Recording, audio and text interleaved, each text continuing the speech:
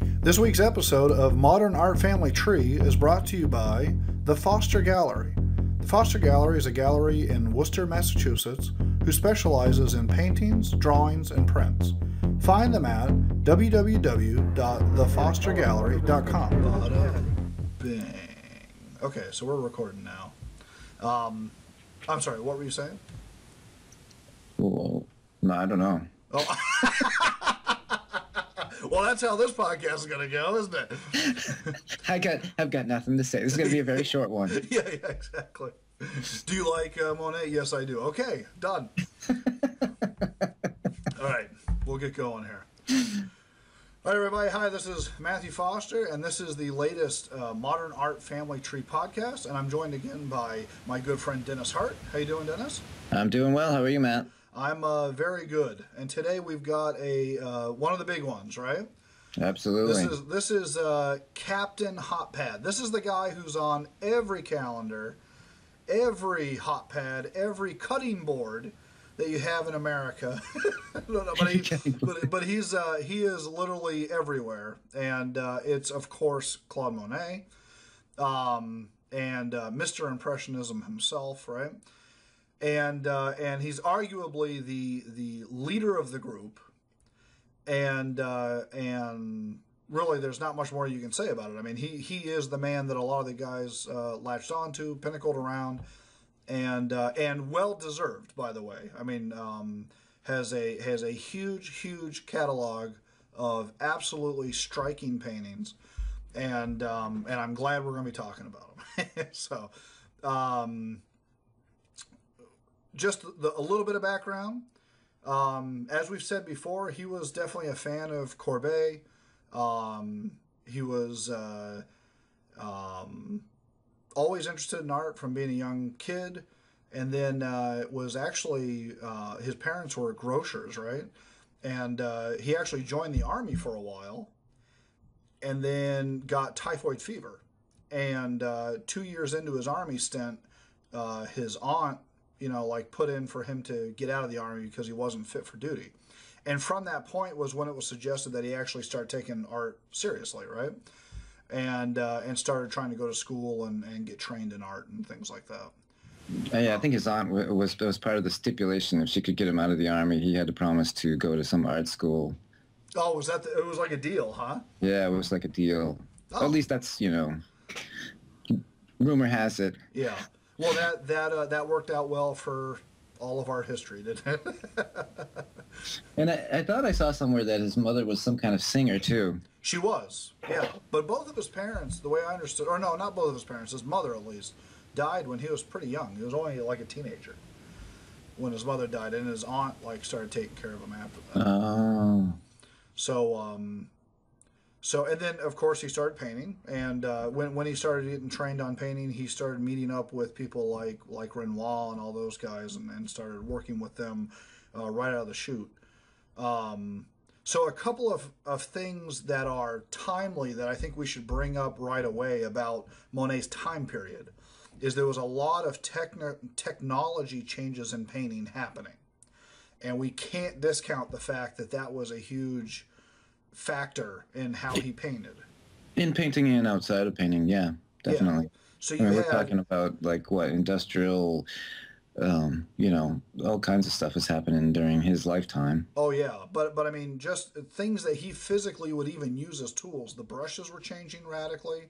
What was once deemed as a normal brush, which was a very fine, horsehair brush or sable, was he can now buy cheap brushes that were made out of like pig hair and things like that, and those brushes made a very different mark, and which becomes extremely evident in these kind of paintings, and they were becoming much more usable. I mean, people were starting to buy them as a norm, and then also tube paint, not having to pre-mix all of your paint from the get-go.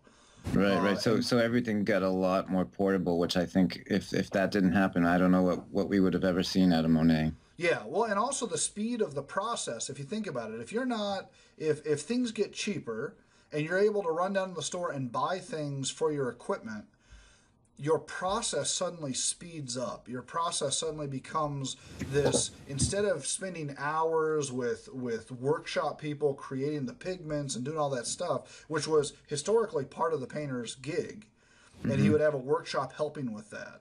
And the idea of getting the tools in your hands was this big elaborate deal.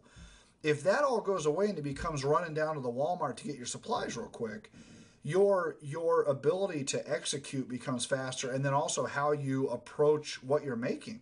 You know, there's not that, and this is just, maybe this is me going on a little diatribe here, but if you could quickly replace the paint that you tested something on, you're much more likely to experiment than if you made this, you know, this pile of paint and it would have taken you another week to recreate it. You're going to be less likely to take chances. That's right, right. So it loosens you up, it frees you up, it allows for those chances which artists need to take to grow. Oh, definitely, yeah. So that's one thing that before we start looking at the actual paintings, I just want to make sure people realize we're in kind of this industrial boom in all factors of life, including the equipment and stuff for painters. It was also becoming well. Would you say it was becoming trendy to do plein air painting as a thing, or was Monet really on the cutting edge of that? My understanding is that he was, I mean, not obviously the first guy to do it, but he was sort of really I would say he was cutting edge. I Cutting would say edge. he was the one pushing it, the furthest, the earliest. People did it, obviously. Yeah. But a lot of what we see as landscapes from earlier than that, I think, is partially, at least partially, studio painting. Yes, I would agree. I would agree with that. Um, uh, Everybody we've talked to up to this point eventually got back into the studio to finish paintings, and I think that he's one of those guys that through and through, a lot of his early paintings were finalized actually out there in the open, and you'll see that his bigger pieces later on, right, were done in the studio. Yeah, Like, he had to do. Yeah, yeah. yeah, I've got photographs of him carting those huge panels around, which obviously you can't. You're not going to take outdoors. right, But right. yeah, Well, I remember back in the days when we were at Mass Art, I had that postcard of him. Do you remember that postcard of him in this giant warehouse like studio, the Gaverny studio that he had, and it's him at a couch, like mixing on this gigantic, handheld mixing board type thing. And all I remember was, oh my god, like that was it was like an airplane hangar he was in, to house these paintings. It's pretty crazy. So okay, so let's get to the actual work. Let's bring up just for a first one. You want to bring up the one with the flags?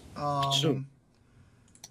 And the name of this is what? The name of this is. I only have the French name, but it's basically a port scene, right? Yeah, I'm not good with my French. I couldn't even Jardin guess à Saint what the Andres. translation of that title is. Yeah.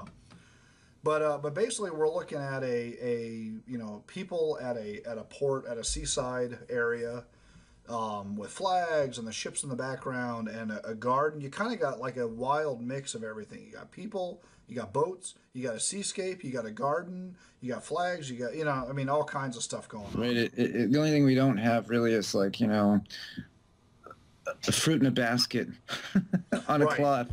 Right, in a nude. Right. It covers about all types of painting except for the classic fruit Yeah. still life. But it's good.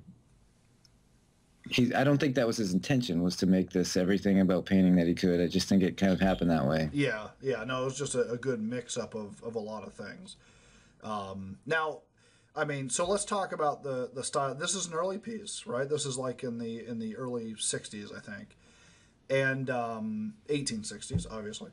And but as far as his look and feel, I mean, it kind of has like a Manet-ish type feel to it. As far as the application of the paint, fairly flat, like blotches of paint. And as people will see as we move on to the later pieces, they become much more ephemeral, much more flickery, kind of brush strokes.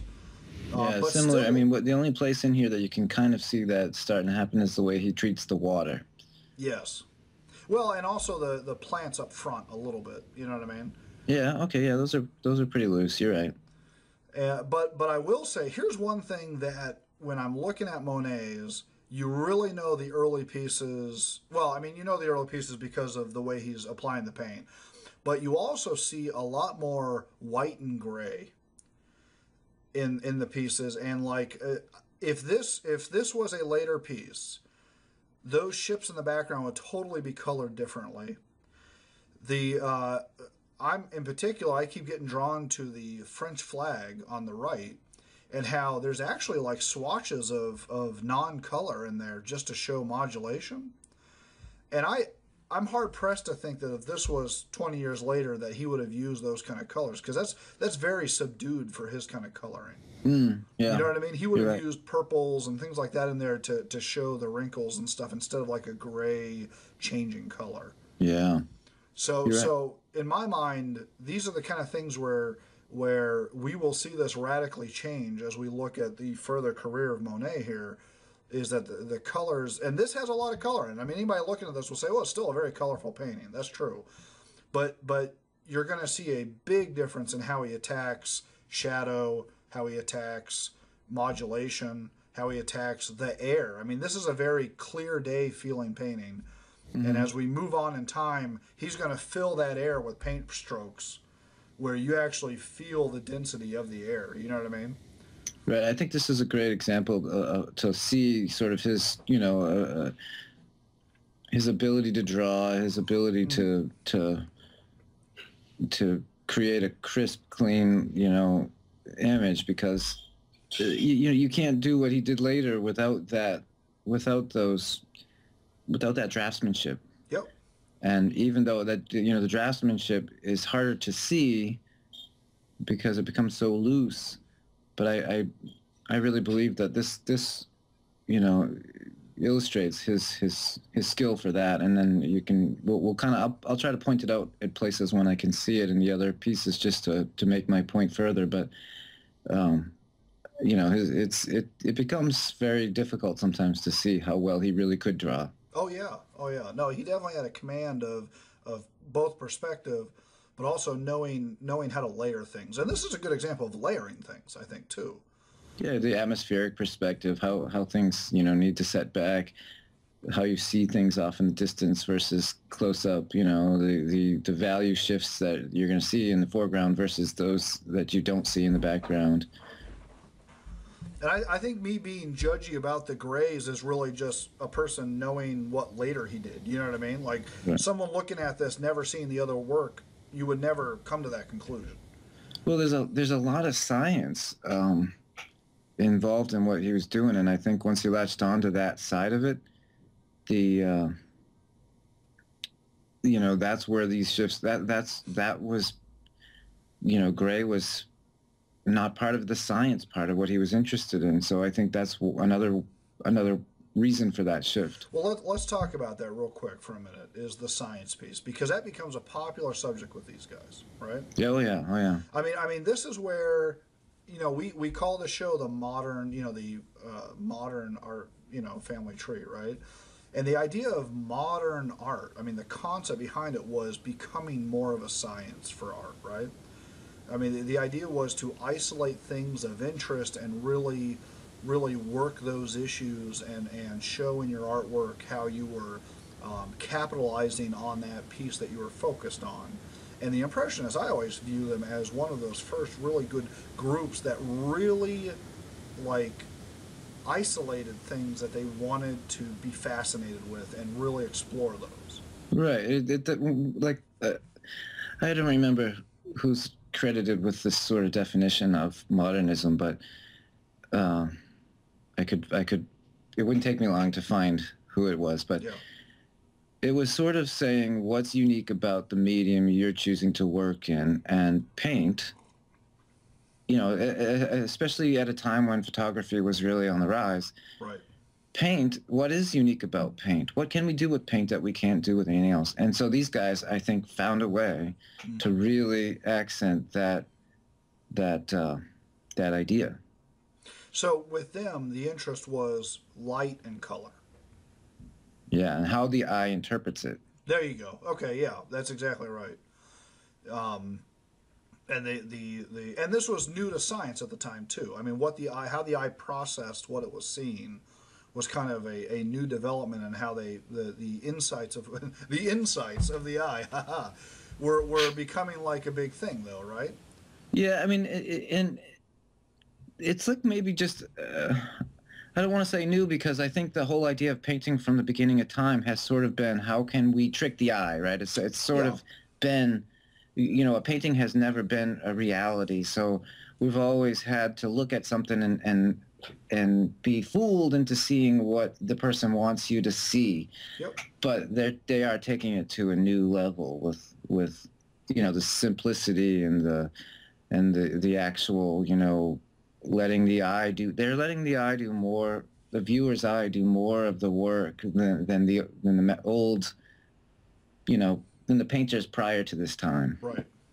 Which in turn is entertaining in and of itself. I mean, because Yeah, now it's you're like interpreting, it's like, I don't want to say I don't want to use like puzzles or whatnot, but I remember there were these weird puzzles, I don't know, probably back in the 90s where you stared at them for so long Oh and yeah, eventually this three-dimensional image popped out at you and and you're well, like, or until you just got a headache. yeah, one or the other. You got really sick of it and said, "I don't get it," and you walked away, or Yeah, you finally saw this 3D thing pop out at you, and you went, "Whoa, how does that work?" That was satisfying when you finally got that. You know, yeah, maybe you were cross-eyed for the rest of your life. Maybe you right. never recovered from it, but you got it. But you're Uh, right. Is that this was kind of that type of thing at the time. yeah, it was like, well, seeing how just these colors could come together in our eyes and create the illusion of real space. And even now you see those people, and this will obviously be very relevant in a couple of slides here. But even now you see those people that go into the museum and they walk right up to a Monet, and they're looking at it very close, and then they take that 20 steps back and let it all come into view, and that trick still fascinates people. I mean, It doesn't. I think it became common in art from that point forward, right? I mean, it really is. Yeah, I yeah, know most, maybe not. I shouldn't say most. I shouldn't say. I have no idea, but I would imagine a lot of the people who listen or view these podcasts are may or may not be artists. But if you were, when you go to art school, it's something that teachers are constantly reminding you to do is step back away from your easel and look at what you're doing while you're doing it because you need to know how it's working from a distance. yeah. That's exactly right. Well, hey, let's bring up the second piece that I want to talk about, which is Impressionist Sunrise, which I didn't have to look up that name, right? This is art history 101 that we're looking at here, right? I mean, modern art history at least 101. So we can't talk about this painting without talking about um, Louis Leroy, which I'm sure is not pronounced Louis Leroy. It's probably Louis Leroy, right? Yeah, right. I think it is. But he was a quasi art critic, but he was a playwright and a poet and all this other stuff. And he wrote a review of the Impressionist Exposition. Well, it wasn't. It's not called the Impressionist Exposition, was it? It was called. It was. I forget the name of the show that this was in. A very famous show, though. Well, it was one of the. It It wasn't was the one, Reject. Right, right. It was one of the. Yeah. Was it One of one of the. the Reject I believe. exhibitions? I believe it was. Oh, I'm okay. not. I'm trying to quickly, do some research Yeah. here, find Well, it, but I'll tell the other part of the story while you're looking that up. Is that basically he went into this thing and he saw this, and this one's called Impression Sunrise, and he was so taken back by how loose it was that he went and wrote a scathing review of the show, of the whole show in general, but in particular this piece, and said that not only was it an impression of a sunrise, but this whole show is full of impressionists. And I've seen one of the line that was his stinger was, I've seen more detail in sketches for wallpaper. than these guys, right? Well, But or more finished work or something, right? yeah, It's like saying that the wallpaper is more finished, and at the time again to see something so loose and free probably would have just looked like something unfinished. well, but little did he know that his attempt to just belittle these guys turned into the flag that became their title for the group. And now all of history knows the whole group of painters as the Impressionists, and they're well loved. I mean, they're the most popular art calendars you can buy, right? So that's kind of the historical significance of this painting, and in fairness, it is still more loose than your average Impressionist painting of the time. I mean, this would even seem sketchy for the Impressionists, right? Yeah, it is. It's very, very for that time. It is. Yeah. So, but this is a linchpin painting for those who are looking at it from an art historical standpoint, um, and and from there the group started to solidify. Really, right? I mean this was the show that a lot of these guys were in.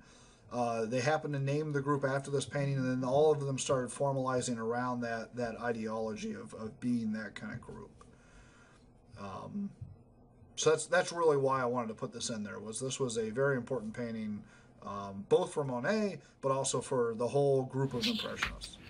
And it's a very well known, recognized painting. I mean, that's something that nearly everybody sees at some point in their life. Oh yeah, yep. And I mean, and in it, obviously it has.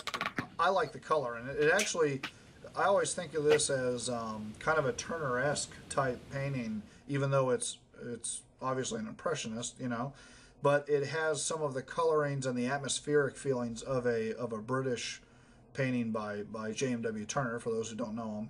And to that point, Right, Monet, we gotta get Monet if you're going to point actually, that out, you got to get into the time he spent there I with was those just going to guys. say that, is he kind of, during the Prussian War, right? He kind of hid out in Britain for like a couple of years. Right, and So, he got to work with him and with Constable.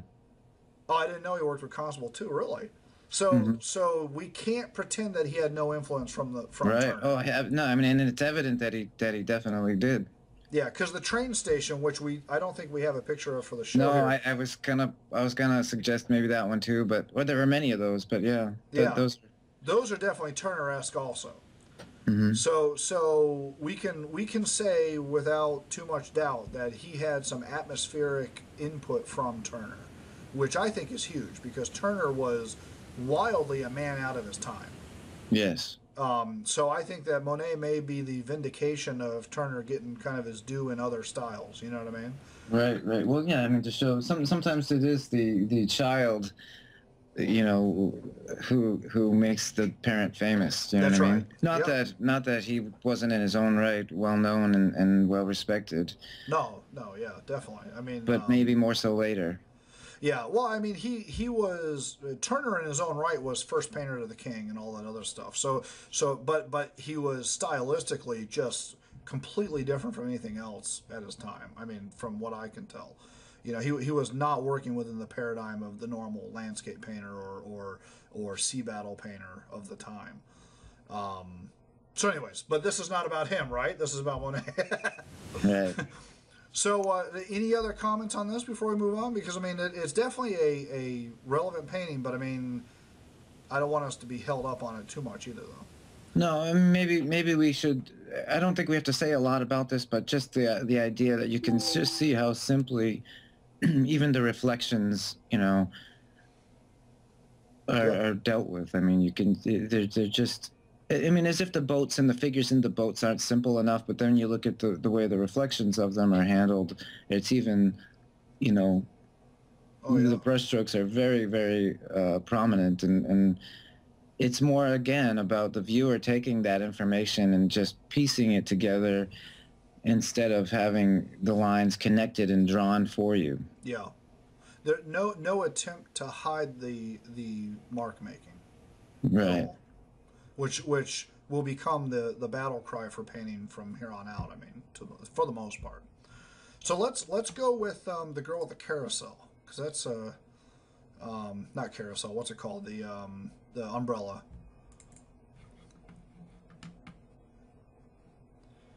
And with the one I'm thinking of, I have two in there that we're going to look at, and I'm thinking of the more completed one, the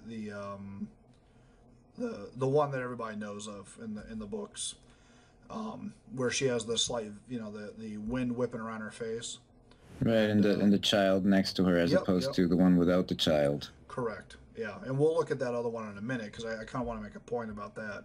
But this kind of, in my mind, turns into the more well-known, what everybody expects to see of Monet on a postcard type of paintings.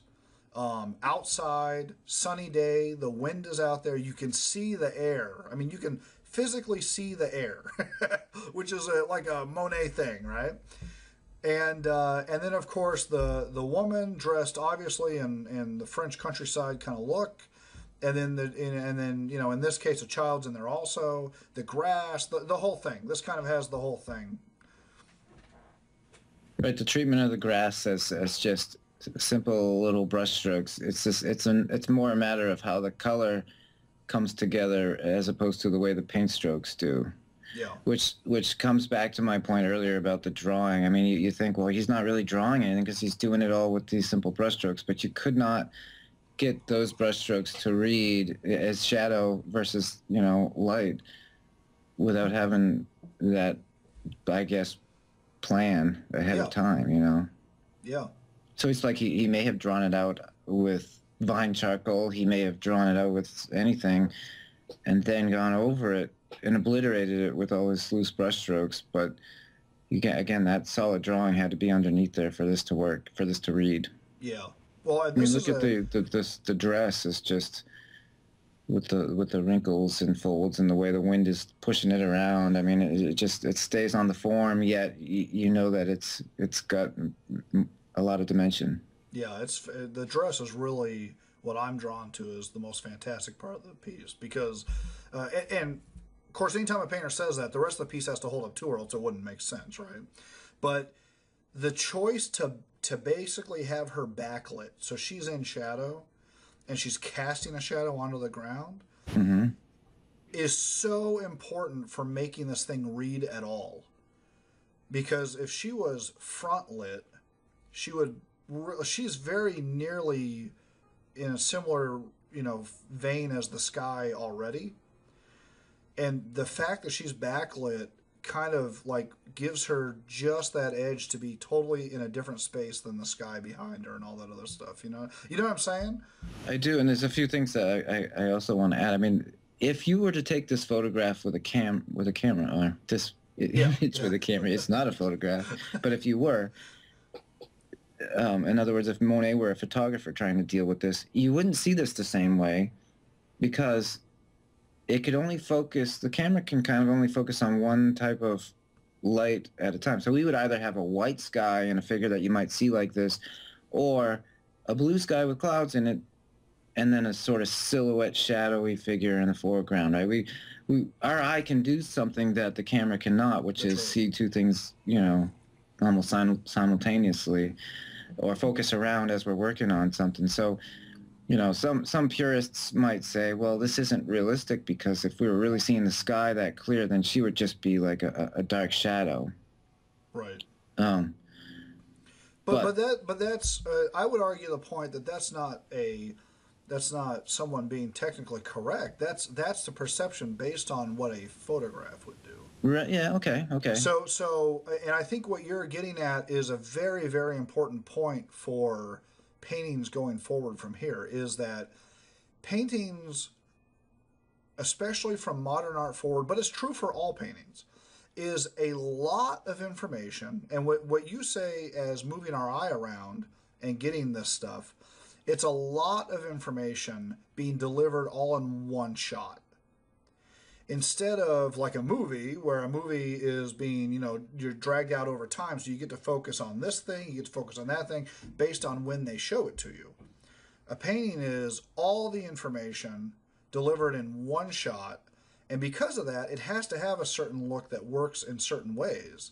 And my argument has always been that makes it much more complicated than than what we're describing a photographs mission would be, or and I don't mean that to belittle photographs. I'm just saying the photograph's focusing in a certain way, and the painter is regarding every inch of the surface in a different way because he's expecting you to float around the whole thing to take it all in.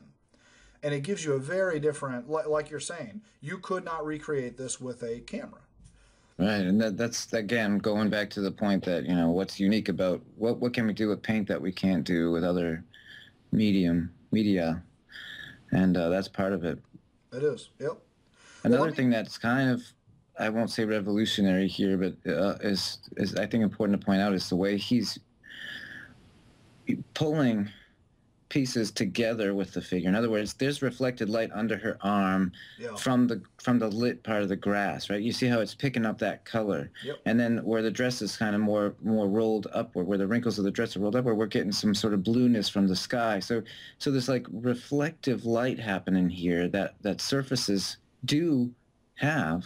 Yeah. You know, we always associate I guess it's the left side of our brain is always saying shirt, dress, you know, white, and so we don't generally pay close attention to how reflective light works. But in this case, he's really I won't say exaggerating reflected light, but it's in there. Yeah, well, I mean, I would challenge someone to tell me what exactly what color is that dress, because I'm not convinced it's white.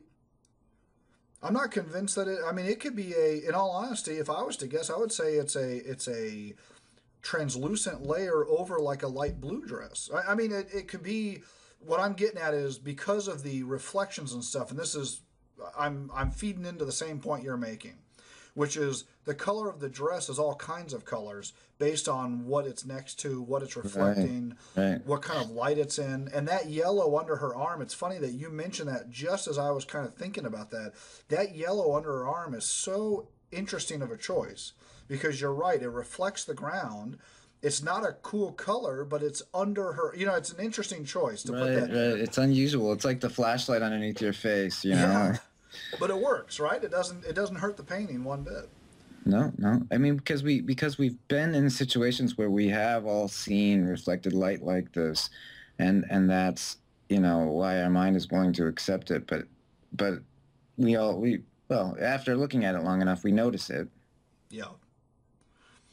So let me bring up the partner one to this that I wanted to show, and this is another it's a similar kind of painting, right? This is obviously like a sketch for him, right? I mean, I would assume that it's signed, so I'm assuming it's finished, but it's you know, it's not as molded as the other one. But I only bring this up because it's fascinating to me. This feels like, if you told me that this was a painter from the 1980s in the Bay Area, California, I could almost believe you. You know what I mean? I don't think it's I wouldn't. No, really. I don't think it's flat enough, or the brushwork isn't big enough for that. I'm thinking of the color choices and the way that. Okay, I'll give you that. The brush strokes are too thin, right? They're too flirty. Many of them. I think their thing was really simplifying it down. I guess my focus is on, but you look at like some of the Bischoff paintings and stuff. It has like the arms look like that, and especially where the work is under the umbrella. That's that kind of has the color changes and the modulation and some of the choices are very California Bay Area ish. I can see that. And you know what's interesting that you say about that? I'll agree with you from like her feet down is very not like California at all. Right. Okay. But her figure, I guess that's the part I'm thinking of, is her figure. Right. The simplicity of it, and there's like blue to the hair, and exactly. You know, the face is very vague. I can see that now. I get where you're going.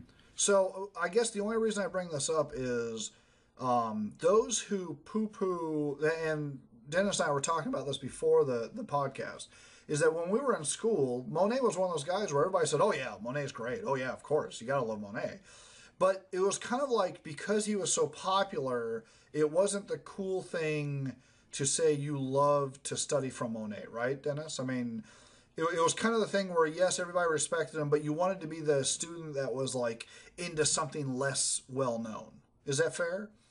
Yeah, and I guess that's why. Yeah, You know, I that's mean, he's probably the guy that your mom knew of, so you didn't want to be like, oh yeah, I'm studying from yeah. the guy that your mom knew of. That's right. It's But like it got. What did I use the word passe? It got passe yeah, quickly, I guess. my reason for throwing this in is to defend the point that you know what, there are pieces of his that directly reflect even the most trendy thing when we were in school, which was like the Bay Area painters and stuff like that. That he was still, I think, relevant to that kind of language and reflection. And those guys looked at this stuff. I Oh, mean, big that's time. that's that's without question. Mm-hmm. That's the funny that you make a great point because if we were to sit back and say, oh yeah, that's Monet, that's what the little old ladies at the Museum of Fine Arts want to Right. see, and so that's why it's there, and we're young and we're this and we're that, but you can't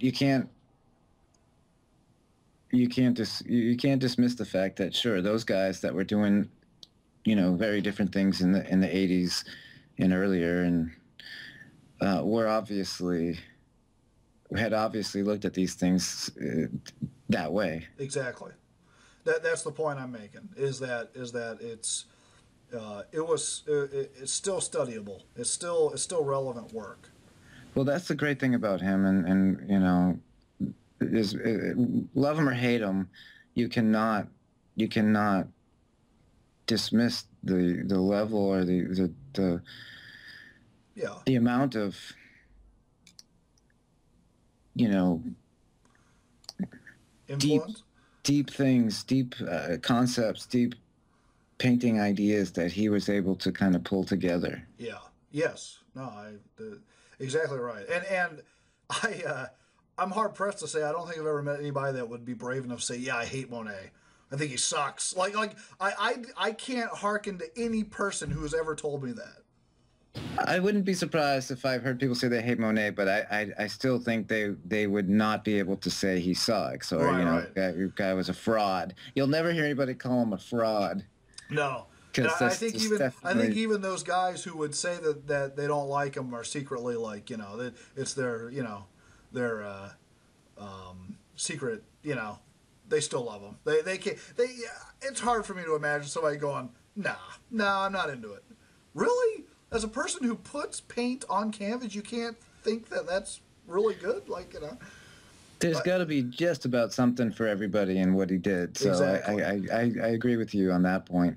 I mean, You you may can't not be. think it's rough edge enough or something like that, but you can't pretend that the colors aren't great or the atmosphere's not great or something. Well, what artists have come to is good or bad, what does it mean? And if they can answer that question and find something in the meaning that they can, you know, latch onto, then they appreciate it. Yeah. If they can't, then it doesn't do much for them. So like meaningless to a work that has no meaning to them or us, and Yeah. is empty. Yeah. And some of his work is easy to perceive as pretty picture, right? Well, Especially after we've seen. I mean, for us, if we were alive in the 1800s and we were like, well, this is new, this is different, that's one thing. But now we've seen it all, and so it's not new. yeah. These ideas are nowhere near new to us. I mean, they're still exciting, but they're not new. Well, that is a good point, though, is that the Monet, and this is my point in the very, not my point, but where my statement from the beginning came from of him being everywhere, being on postcards, being on calendars, is that we have seen a lot of these, and you're right, they've become the standard pretty picture. They've become kind of the thing that your mom would be expected of to have a little thing of it in the bathroom. You know what I mean? Yeah, The commemorative plate, right? right. Or an umbrella. Yeah, yeah, exactly. Well, so speaking of that, let's bring up the one of the girls walking through the field, and it has the red flowers, and because this is really like I don't think they're legally allowed to have a Monet calendar without this picture in it. Because right, because it's like on everything. I think I have a cutting board with this picture on it. To be honest with you. But I mean, this is on wine bottles. It's on, you name it. Anything that a and I hate to like say this as a stereotype, but it's just comical to me. Anything that a woman who loves paintings in her 50s or higher is going to have, is going to own a throw pillow or a shawl or something, a scarf that has this image on it, right? Am I not correct? A diary. I'm trying to go through like everything I've ever seen with this on it, and it's a lot of stuff. Mouse pads. Yeah, man, that's exactly right. Everything short, everything non-considered tacky. Book bags. Not the book bags like a kid, but Oh yeah, the the ones canvas that you see. ones Yeah, the canvas ones, right? with the big handles. So, but I kind of threw this in more as a landscape painting for him because, in truth, I mean, what would you say, Dennis? I mean, I'm geared. I lean towards his figures just because I'm more of a figurative painter, but he truly, really was a landscape painter. I mean, Yeah, no doubt. And I think in his later years, the figure became less important. I know he did figurative work, portraits and such, yeah, but really the work that at the later part of his life, with the real scientific, the real footprint, or the real Monet contribution, it was through that sort of scientific outdoor plein air painting, which of course doesn't really work for the figure. right. I mean, figures in the landscape, unless you ask somebody to stand there for several hours in the hot sun or whatever the weather might be, it's not realistic. So his work, I don't see that. I mean, I like figurative work Yeah, as much as the next guy, but I don't see that as his real strength. contribution. Yeah, and what he's trying to capture lends itself to big open areas. Anyways, I mean, Hmm. that's the way I've always seen it. So and again, this is a painting that so many people have seen. I don't know that we have to talk too much about it, but I'd really like us to get into the next thing, which is his time-based kind of pieces. So do you want to bring up what you choose? Do you want me to I apologize. do? Wow, huh? That's all right.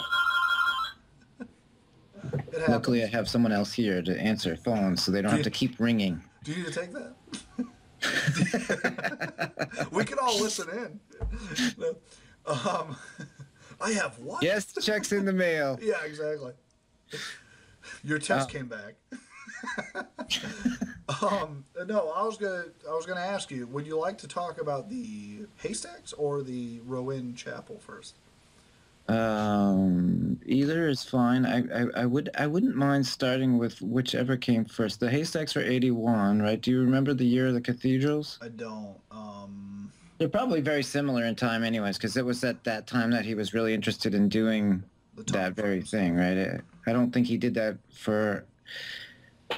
I don't think he did that throughout his career. I think there was a small period where he got interested in the difference in light at different times of the day during different types of weather Well, and and all you're that. basically just So I'll pull up the Rowan one first, then I guess, and go keep describing because you're really saying the whole shtick. I mean, yeah, his mission with these was, well, I think it actually started as a convenience thing because he was an obsessive painter, but then he realized, he would paint for so long and then say, oh shoot, the light has shifted. I don't want to have to change all of this. I'm just going to start another one. And in the end, it ended up becoming sort of a study of just that, how much the light changes on the same, thing, objects. whether it Yeah. be a cathedral, which is a, man-made architectural structure with very geometric forms, how light hits that at this time of day versus, another time of day, or during this type of cloudiness versus blue sky. Yeah. So it became something that he could do from the same place for a few hours each day, Yeah. and so pick up the canvas that was at whatever canvas he had going that was appropriate for that Hour or that whatever. lighting, whatever Yeah. the lighting happened to be, whether it be again bright sunny like this. The image that we have here is obviously either early in the day or late in the day. I'm going to go with Right. early in the day because the sun's at a lower level where it's really warming up the surface of Yeah. that facade. I can't tell you whether the Rouen Cathedral faces south, Yeah, I or don't know. I actually got to see this thing for real. The cathedral. And the thing I heard is that he actually rented an apartment that he could see this from like a second floor type thing or whatever. yeah, I think that's true. And Yeah, that's and true. basically he had all those canvases in there, and he would switch them out, but he would sit in the same spot every day. Yep, You know yep. what I mean? To They're all paint. from the same angle, and Yeah. they're all roughly the same composition, if I remember correctly. Yes. Yep. And it's just, he did them over and over again just because the light changes so quickly. He wanted to see how much he could. It's like a documentation. It really is. And I mean, the what I always understood is that they originally displayed them all in a row, so you would actually see the change of it happening. And there are ones, and of course we only picked one, but I mean, anyone who Googles this, you could see all the variations are out there. Hmm. And there are some that are dark purple. There are some that are clearly middle of the day. You're right. I think this one's like a morning one, if you ask There's me. even earlier morning ones on Vista where it's still kind of hazy, Yes. hazy, misty, whatever. So everything's really, really blurry, and you feel like it's cooler just looking at it, Yeah, you know? exactly right. You get temperatures big time on these. Now let's talk about the brush strokes though, because this is, I mean, really like I don't know if I want to use the term expressive. It is very expressive, but it's very very loose. Even for considering that we were talking about the woman with the umbrella and stuff being loose, this is really loose, even compared to that. Um, I mean, pretty radical for the time, you know. And for something with so much detail, right? I mean, Yeah, the facade of a cathedral has, all kinds of ins and outs and arches and windows and yeah. all kinds of things that if you've ever sat down to try to draw any sort of ornate architecture, it's a job, right? And It's so a job. Yeah, he's found a way to really simplify it, yet maintain the integrity yeah. of the structure itself. Well, and this goes back to your thing. This I think this is where you're talking about with that inherent draftsmanship, where Yeah. the perspective is very very important in this because you're going to totally it's going to look like a glob if he didn't have like that angle at where the roofing where all the tops of it all line up. If he wasn't working that properly, it would look like an expressionist painting. But it doesn't really read like an expressionist painting, right? It still has a very structural feel to it. But I would almost argue that the expressionists were reacting against this. Yeah, like ripping it But off. I do Yeah. see the style of paint. I do see the style of paint. How you can make that connection because there is a similarity to that sort of you know slapped on Yeah. one color on top of another look to it. Yeah, well, and then I mean, how do you look at the bottom of this painting and not think of like Bonnard? Yeah, You know what you're I right. mean? And then of course, and I'm biased because I love Soutine, but I see bits of Soutine in here with the way that it's applied. With Especially the underneath that lower arch, right? I mean yeah, that paint yeah, that's the person I was thinking of when I was just looking at that right before you said it. yeah. I mean, so I think that there's a lot of, and this is clearly mixing right on the canvas. I mean, a lot of this is mixed right on the canvas, which I guess we haven't talked much about yet. But right, there's a lot of mixing on the canvas that's going on. When you look through like the little passages to the right, like middle of the canvas, a lot of that I don't see as being pre-mixed too much. No, no, I don't think there was a lot. That was part of the thing with Impressionism, right? Was to try to use raw color and let the eye do the work Right. of uh,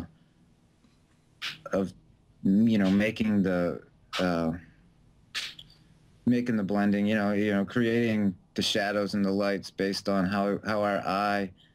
It's almost like I don't know. I'm thinking dot screen, dot pattern. How we when we see a billboard. If you ever see a billboard up close, Yeah. it's like you can't see what it even is because the dots. Well, I guess today with things it's very different. But No, back, but I know what you mean, like offset printing.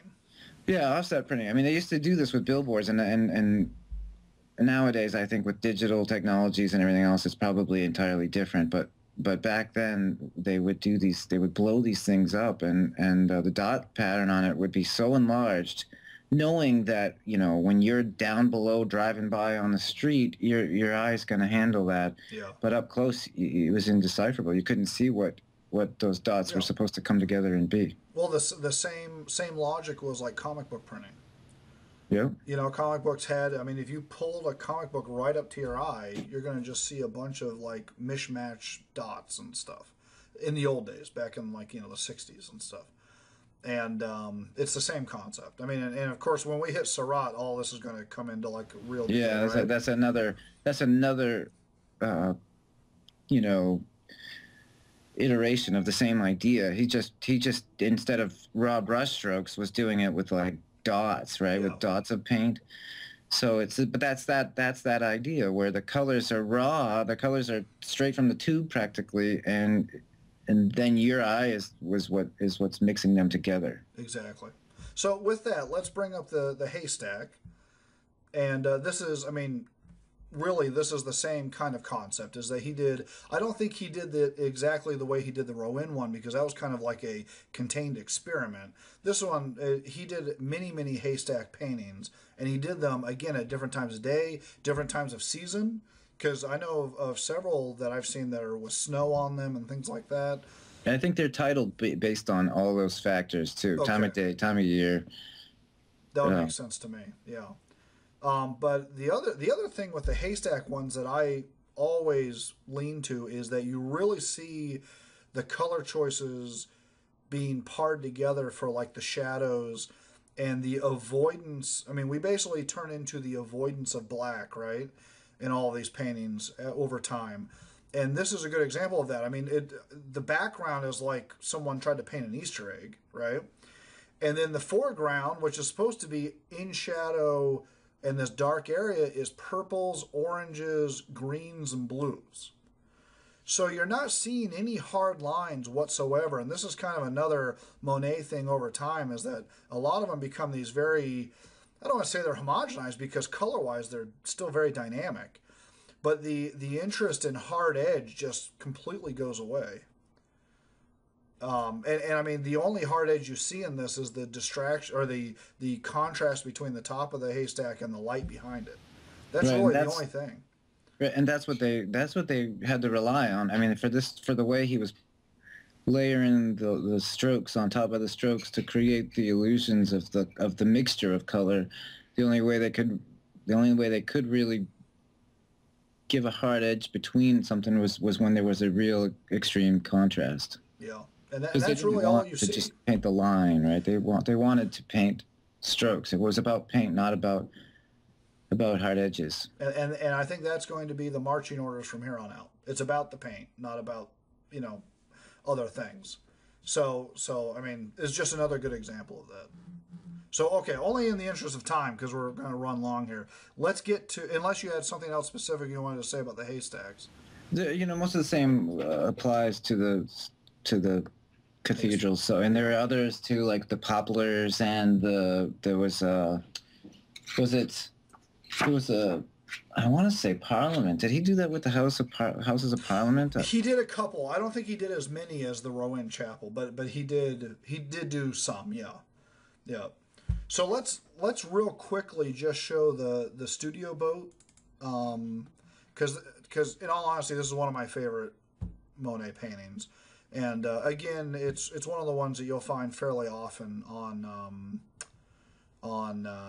calendars and things like that. But my personal interest in this is, one, it's not as crazy pastel as some of his other ones, and then also he still has some dark strokes in it, which I like personally.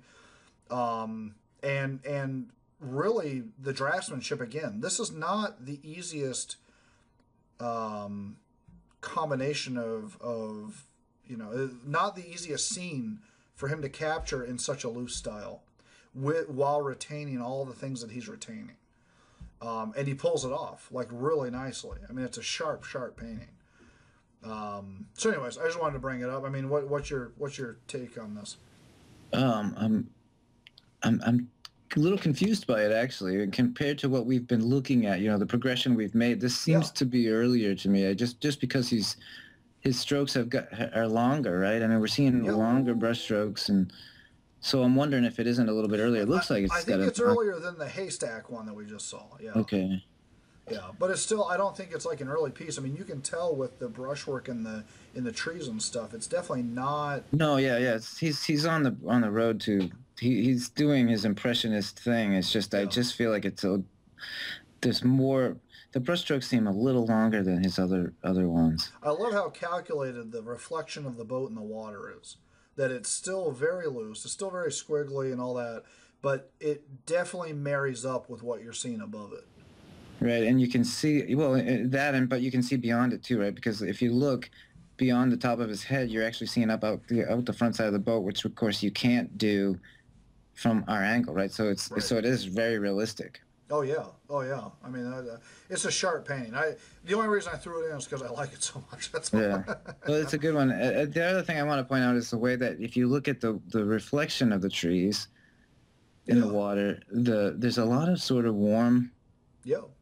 warm browny red tones that overlay the green of the leaves or whatever, and you know maybe that's supposed to be like the water, the effect of the water, but the way that works with the green is just it just tones it down. It just You're exactly right, and it also differentiates itself from the part that's not water. right. It's a great little painting. Well, I don't know that it's a little painting, but it's a great painting. Yes, I'll agree with So that. so let's pull up the final one, which is a classic example of the lily pads, water lilies. These are late paintings. This is after the turn of the century, right? And it's 1906. And from what I understand and from what I've seen, most of the water lilies are all large format paintings, right? I mean, they're pretty large. I mean, I think the smallest one I've seen is like 5 feet by 5 feet type thing. But they've been as big as whole wall sizes that he's made. And this was kind of his big thing at the end, right? Yep, yep. And basically, the gig with this is that he had, by this time he had become successful and created his own studio and garden and pond and everything on his own property in Gavarnie. And he would paint from that area, like just inclusively, right? I mean, that's basically what he did. He didn't venture out too much more than that. He just stayed in his area there and painted all these water lilies and the bridge over it and all those things. Right, like the last 10 years of his life, I Yeah. think that's pretty much what he did. He and I meant to point this out back at the cathedrals because we're talking about how loose and non-detailed it was. But some of this, I think, is also the result of his eyesight, which was Yes. failing him. And he had Yeah. even had surgeries and things, right, to try to correct it. He was one of the early people to get cataract surgery. Yeah. Okay. But he's in the end. I mean, his eyesight was, which is like, losing your legs if you're a runner, Right. or losing your ears if you're a musician. You're losing your hearing rather. So it had been devastating to him. Yeah. No, for sure. I mean, and I think that's one of the reasons that they opted to try and give him the surgery, just to try and help. But Yeah. but even that only helped for a little while. And I've seen documentaries trying to explain what he was like at the end as far as the eyesight goes, and color blindness was part of it, and so some of this stuff is invented. And I know it's very well documented that at the end he was labeling colors because he couldn't tell them apart. So, which is interesting because as an artist, how in control or out of control was he of that result then? I mean, ultimately Well, it he was still proves one making it. fact, right, which is that, and painters are often told to kind of squint or blur what they're looking at just to really be able to differentiate what the stronger, where the contrast really is. Right. And that comes back to value, which of course we're all told as painters that that should be top priority, right? That's the most important thing. Get the values correct, the color will come, or can the color can be less, the color can be wrong, Yeah, and it will affect the painting less than if the value is wrong. that's correct. Yeah. And so I think that this is real proof of that. But these are, in a way, I want to say that because his eyesight was failing him, it may have actually helped him because he had to simplify things a way that, like, our minds and our eyes don't often let us. Fair enough. Yeah. I mean, he still gets considerable space out of this, which is always amazing to me with these lily pad paintings. Yeah, Is that there's still a good definition of a receding plane. right, exactly. I was telling Matt before we started this about an experience I had with. It may have been this very one that you put up here. It was at the Metropolitan Museum, and I walked right up to it and got my face practically in it before I really knew what it was, and was just amazed at how vague the information on it was, and how loose and how nondescript it was. And I stepped back, and as I took several steps back, I could see the plane of water just kind of lay right down, and all the lilies lay right down on it, and the reflection, everything just sort of slapped together. And I just was like, wow, it blew me away. That's awesome. Yeah, I mean, it's the breathless moment that you go, you know what? There's no other way to get me that kind of feeling, right? I mean, Right. That's just what I can do that nothing else can do. exactly. We always hear that when you're in school, you always hear that whole thing. Well, it's a visual language, and you're not going to be able to talk about all of it. And I know what you're saying because I've lived those same moments where with these paintings where you walk back and you go, I could never explain this to somebody. Like, you have to see it for real, or else it's not going to happen for you. And that's the beauty of it. That's why we're here right now talking about it, right? Right. And I used to bring a little notebook with me and try to write down everything that I remembered, so that I could relive it to some degree, because once you're away from it, you're away from it. And if you don't take down anything, then you don't remember everything. So. And that was actually advice that was given to me by Marcia Lloyd, who we both studied under when we were at MassArt. Yeah. And it was really great advice on her part, because then I could come back to things, and you get so inundated at a museum that you don't remember everything you saw. You just can't. Our minds don't handle it all. Right. If you write little notes down about things you wanted to remember, or things that struck you about it, you come back to it later and you say, oh yeah, that was, helps sort of reinforce what you experienced. Yeah. Very, very true. So this is it. I mean, and we're out of time. We're actually 2 minutes over. So any closing thoughts on Claude Monet? I mean, definitely a pace setter for everybody to come, right? I mean, he fits right in with what we've been talking about, and he's one of the purest examples of modern art. I think to add to that, I would also say that you're saying you can see how he fits in to what we've been talking about. I mean, really everything that was coming before this, you see how it led to this, right. And I think we'll see. I mean, we're going to have to sort of wiggle parallel to some other artists for a little while, I think, to kind of get caught up with this family tree. But you can see, as we were talking, even up to Bay Area movement, which one could argue is still modern art. I would say that. I would say it is. Yeah. Yeah, I think so. I don't think it really has the qualities of postmodern art so much, yeah. But we can discuss that when we get that far up. But you can see how it played a role in what they were doing. I mean, this has definitely left its footprint, left its mark on a lot of artists to come. Big time. So, all right. Well, thank you very much, Dennis. That is Monet. That's a wrap, and we'll see you next time.